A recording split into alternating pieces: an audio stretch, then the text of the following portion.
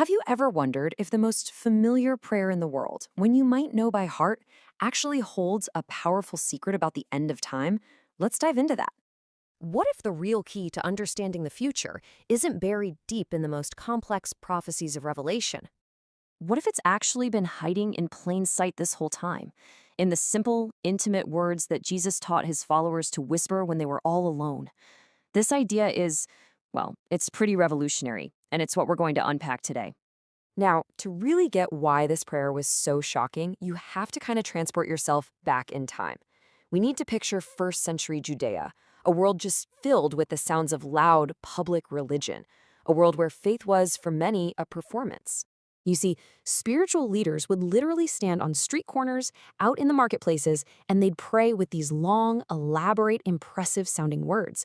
And the goal? Well, the goal was to be seen, to be admired for just how pious they were. And into this whole culture of religious theater, Jesus comes in and just flips the script entirely. He says, hey, don't try to impress anybody. Don't make a big show of it. Go somewhere private, shut the door, and just connect with your Father who is already there, who sees you. This was a complete 180, a total shift from a public performance to a private, real relationship. And this chart kind of breaks it down perfectly. Jesus identified two big dangers. The first is that performance prayer, right? It's all about getting approval from people. And the second is this kind of mechanical religion, just repeating empty phrases because you think you're supposed to. Both can look super holy on the outside, but Jesus says they miss the entire point. He says, your Father already knows what you need before you even ask. So prayer isn't for God's information, it's for our connection. So what was the alternative? What did Jesus teach was the right way to pray? So, right after warning everyone about how not to pray, Jesus gives them a new blueprint, a prayer that is so simple, yet it completely reshapes everything. It starts with this just breathtaking intimacy. Think about it. Not, oh, great and distant ruler, not cosmic force of the universe, but Father. Just that one word transforms prayer from some kind of formal, scary transaction into a conversation inside a family. And then boom, right away, the focus pivots. This isn't about us. It's not about making our name great or building our own reputation. It's about honoring God's holiness. It sets the priority for everything else that's about to come.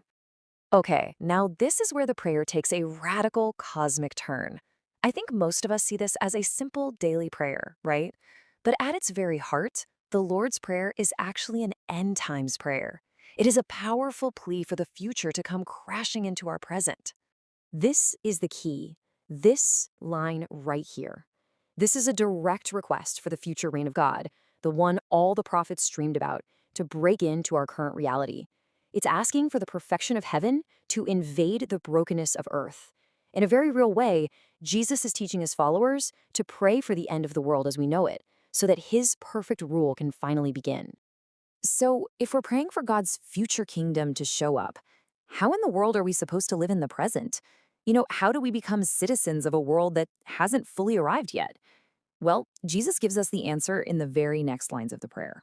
He lays out these three core practices for anyone who wants to be a citizen of this coming kingdom. First, a posture of daily trust. Second, a deep commitment to radical forgiveness. And third, an awareness of the very real spiritual battle going on. So let's break these down. This isn't a prayer for $1 million or a lifetime supply of security. No, it's a humble, simple request for just enough for today. It actually trains us in daily dependence on God. It pulls us away from the constant anxiety of trying to be self-sufficient. You could say it's the economic model of the coming kingdom, total trust over anxious hoarding. And right here, Jesus reveals the deepest, most fundamental law of his kingdom. It's a world that runs on grace. The logic is so simple, but so profound. Forgiven people forgive people. It's the number one piece of evidence that we've really, truly understood and received God's grace for ourselves. And just to make sure we don't miss the point, Jesus gives this really stark warning right after he finishes the prayer.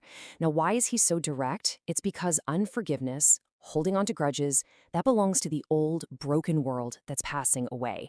To hold on to it is like clinging to a dying age instead of stepping into the brand new one that God is building. And finally, the prayer gets real. It acknowledges a tough reality. The battle between good and evil isn't just some big future apocalyptic event. No, it's a present struggle. It's a fight that runs through every single human heart every single day.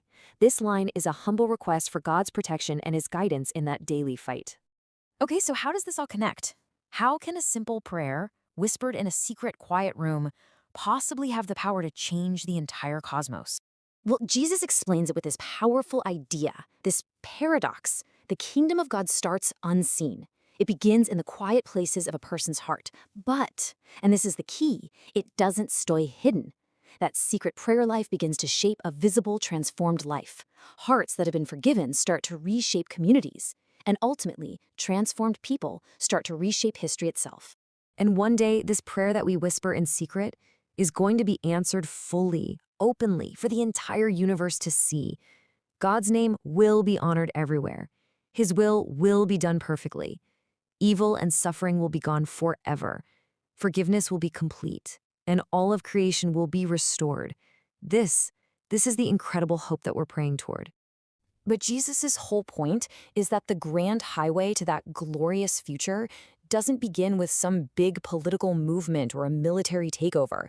No, it begins in the quiet of a room with the simple, humble surrender of a human heart to its Father. And that really brings the question right back to us, doesn't it? It's not just about having an intellectual belief in some future events. The real question Jesus is asking us is this: has the reality of that future kingdom started to take root in you, right here, right now?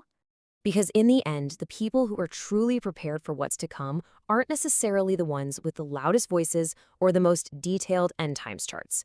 They're the ones who are quietly learning how to live as forgiven and forgiving citizens of that kingdom today. So, as we wrap this up, here's something to think about. As you reflect on this prayer, from that incredible intimacy with the Father to daily trust to that call for radical forgiveness, which part of it is speaking most deeply to you, right where you are today? Thanks so much for joining me.